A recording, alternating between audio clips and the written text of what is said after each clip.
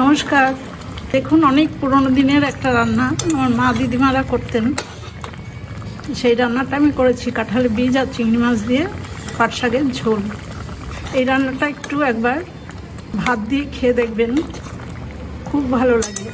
এবার দেখে নিই কীভাবে আমি রান্নাটা করলাম।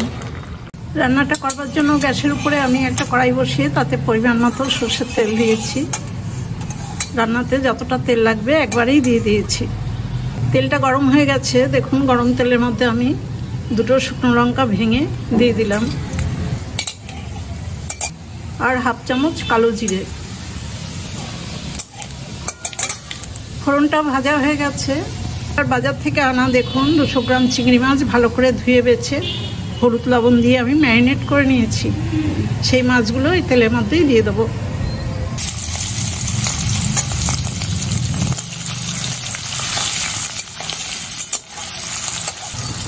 মাছটা ভাজতে ভাজতে আমি দেখুন 2 ছোট সাইজের পেঁয়াজ এরকম কুচিয়ে নিয়েছি, সেই পেঁয়াজটাও দিয়ে দিলাম।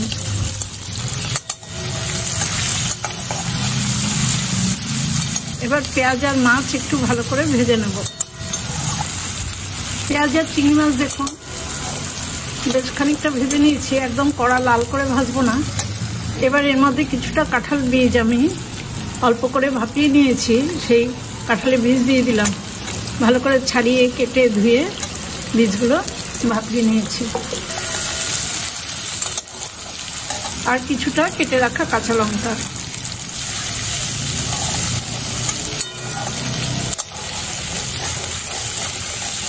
এবার রান্নার মধ্যে 3/4 চামচ লবণ দিলাম, আর 1/2 চামচ গুঁড়ো হলুদ। এবার লবণ হলুদ ভালো করে মিশিয়ে দিয়ে আমি সব কিছু একসাথে একটু কষিয়ে নেব। মিডিয়াম টু হাই ফ্লেমে 2 মিনিট আমি একটু ভাজা ভাজা করে নিয়েছি।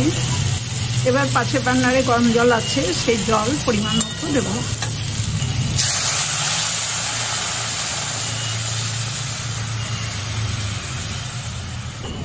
খুবই সহজ পদ্ধতিতে আমি চিংড়ি মাছ কাঁঠাল বীজ দিয়ে পাট শাকের ঝোল রান্না করছি। এই ঝোল করব বলেই একটু জলটা বেশি দিলাম। এবার সমস্ত কিছু একটু ভালো করে ফুটিয়ে নেব। 4-5 মিনিট মতো দেখুন আমি রান্নাটা ভালো করে ফুটিয়ে নিয়েছি। কাঁঠালের বীজগুলো আগেই আমি ভাপিয়ে নিয়েছিলাম, সেজন্য আর সেদ্ধ হতে সময় লাগলো না। এবার আমি বাজার থেকে আনা ছোট 1 আঁটি পাট শাক ভালো করে ধুয়ে বেছে জল ঝরিয়ে আমি ছোট করে কেটে নিয়েছি, সেই পাট শাকটা দিয়ে দেবো।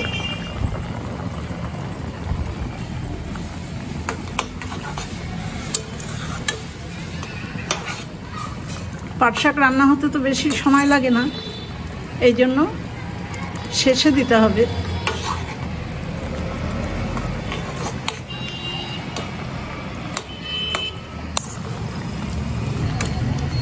পাট শাকগুলো কিন্তু একটু কচি না হলে ভালো লাগবে না, বুড়ো হলে ভালো সিদ্ধ হতে চায় না। কিছুক্ষণের মধ্যেই দেখুন পাট শাকটা সেদ্ধ হয়ে গেছে। আমার রান্নাটা একদমই হয়ে গেছে। কত সহজে কত তাড়াতাড়ি রান্নাটা করে ফেললাম দেখুন। আপনাদেরও একবার এইভাবে পাট শাক রান্না করে খাওয়ার জন্য অনুরোধ রইল। এবার আমি গ্যাসের ফ্লেম অফ করে দিয়ে পাট শাকের ঝোলটা একটা বাটিতে সার্ভ করে দেবো। পাট শাক রান্নাটা একটা প্লেটে নামিয়ে নিচ্ছি। খুবই সহজে কম সময়ে এই রান্না, কিন্তু ভীষণই সুস্বাদু হয় এই রান্নাটা।